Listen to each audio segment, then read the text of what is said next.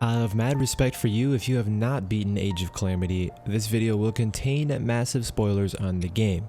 So please click away now if you do not want to hear any spoilers on the ending or the events of Age of Calamity and how it could affect Breath of the Wild 2. You have been warned, man. Are you still here? Awesome. Let's get into this week's topic. Hey there, I'm Derek, the creator of Zelda Theory. I'm a massive Zelda fan, so content on this channel will be focused on the Legend of Zelda series. Expect videos like walkthroughs, guides, countdown videos, theories, obviously, as my goal for this channel is to be your best source for Zelda. If you're new here and you find any value in our conversation today, be sure to subscribe and turn on all notifications for weekly Zelda content. I appreciate you so much.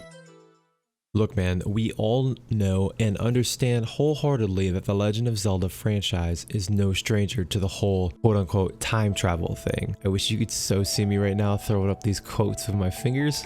The Legend of Zelda Ocarina of Time is easily considered one of the best Zelda games in the series, and one of the things that made Ocarina of Time amazing is the fact that you could time travel. Young Link for a part of the game, and bam, 7 years later, Link is an adult, man. Look, if you don't know the story in detail of Ocarina of Time and would like to learn about it, leave me a comment below and I will be more than happy to make a separate video covering that. Now, as amazing as Ocarina of Time was, however, the whole time travel thing kind of made the series extremely complicated to understand. And by kind of, I mean so much that the series is literally branched out into 3 different timelines. Crazy, right? Breath of the Wild supposedly unified these threads in 2017 to establish a new setting that references all its predecessors, and Age of Calamity had the potential to simply make this version of Hyrule much more rich as a prequel. By the way, if you haven't clicked away yet, this is your last chance, as past this point in the video, spoilers will follow. Despite being the second entry in a soon-to-be trilogy focused on the hero of the Wilds, Hyrule, Age of Calamity rapidly leaves any hope of the game being a true prequel. Instead, the story presented by Nintendo and Koei Tecmo is very similar to something of a fan fiction describing how Link and his allies could have beaten Calamity Ganon with future sight. I know a lot of the Zelda community actually is disappointed in how they advertised the game, but if you think about the situation as a whole, Nintendo technically wasn't lying. They did say multiple times that Age of Calamity was in fact the prequel to Breath of the Wild. By the way, I totally understand, dude, the frustration here, but in the grand scheme of things, I tend to look at situations like this from a broader perspective. Nintendo, in the end, was just trying to give us fans what we wanted, and I think they succeeded. The idea of turning the sequel to Breath of the Wild into a more classic Zelda narrative is appealing in its very own way. Many of the characters come across more attractive, at least to me, and in this new timeline because of the better circumstances and extra screen time. In addition, Hyrule Warriors Age of Calamity starting its own timeline does not prevent it from impacting future titles. Its canon implications present interesting ideas for the sequel to Breath of the Wild. In the first timeline established by Breath of the Wild, Link wakes up in the Shrine of Resurrection 100 years after the Great Calamity because he and his allies, the champions, failed to seal the malevolent force of Calamity Ganon.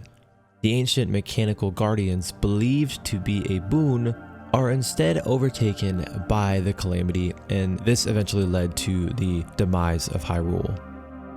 The same goes for the 4 divine beasts, super weapons led by the champions Mipha, Daruk, Rivali, and Narbosa, which are infiltrated by the Blight Ganons. The new Warriors timeline established by Age of Calamity begins when a miniature guardian, later named Teriko, awakens in Hyrule Castle the moment Princess Zelda awakens the goddess's power. A scene where we witness as a memory in Breath of the Wild. Teriko has the ability to travel through time, and it goes back to the outset of the conflict. It accidentally allows Ganon's malice to travel back too, unfortunately. In one of the forming messages presented during Age of Calamity's loading screens, The game describes this as the moment when a new world was born, a splintered world. You will most likely notice little things happen out of order, an example being Teriko facilitating the use of Shikatech early. The very first major change comes when the Great Calamity begins early, driven by a new antagonist named Astor, who can see the future thanks to the influence of Galen's malice. However, the bigger twist comes when Teriko opens 4 portals that call the descendants of the champions, Sidon, Unibo, Teba, and Ryu, through time and space to save them from a grisly demise. All 4 henceforth become playable characters who help Link and his allies defeat and seal an early reincarnation of Calamity Ganon, leading to the Warriors' timeline's happy ending. The surprise of finding out key Breath of the Wild characters are returning with a unique style is a pleasure in and of itself, but the way they interact with the older cast makes this twist extremely special to me. The 4 champions are considered great heroes of their respective races in the failed timeline, and a key part of Link's journey is freeing their spirits and bringing closure to the people. The descendants are all leaders that have to deal with the legacy of their counterparts. For the Gerudo chief Ryu, this means having to lead the desert-dwelling people against the Yiga clan despite her young age, a task she inherits from Urbosa.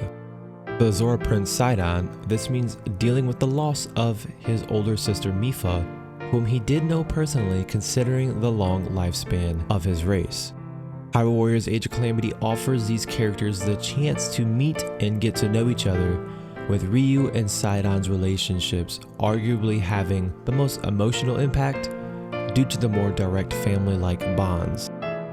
Multiple lines of dialogue imply that the descendants fought with Link to stop Calamity Ganon already, meaning they likely come from a time post Breath of the Wild.